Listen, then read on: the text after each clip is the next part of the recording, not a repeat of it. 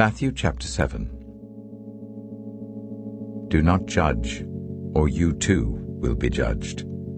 For in the same way as you judge others, you will be judged, and with the measure you use, it will be measured to you. Why do you look at the speck of sawdust in your brother's eye and pay no attention to the plank in your own eye?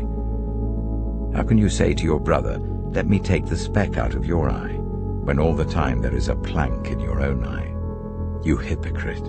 First take the plank out of your own eye, and then you will see clearly to remove the speck from your brother's eye. Do not give dogs what is sacred. Do not throw your pearls to pigs. If you do, they may trample them under their feet and turn and tear you to pieces. Ask, and it will be given to you. Seek, and you will find. Knock, and the door will be opened to you. For everyone who asks receives, the one who seeks finds, and to the one who knocks the door will be opened. Which of you, if your son asks for bread, will give him a stone? Or if he asks for a fish, will give him a snake? If you then, though you are evil, know how to give good gifts to your children, how much more will your Father in heaven give good gifts to those who ask him? So in everything, do to others what you would have them do to you. For this sums up the law and the prophets.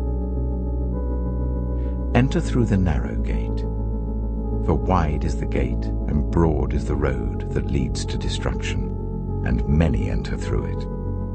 But small is the gate and narrow the road that leads to life, and only a few find it.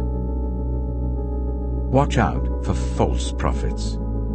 They come to you in sheep's clothing, but inwardly they are ferocious wolves. By their fruit you will recognize them. Do people pick grapes from thorn bushes or figs from thistles? Likewise every good tree bears good fruit, but a bad tree bears bad fruit.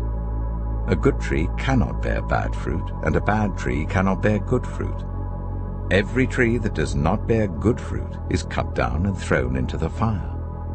Thus, by their fruit you will recognize them. Not everyone who says to me, "Lord, Lord," will enter the kingdom of heaven, but only the one who does the will of my Father who is in heaven.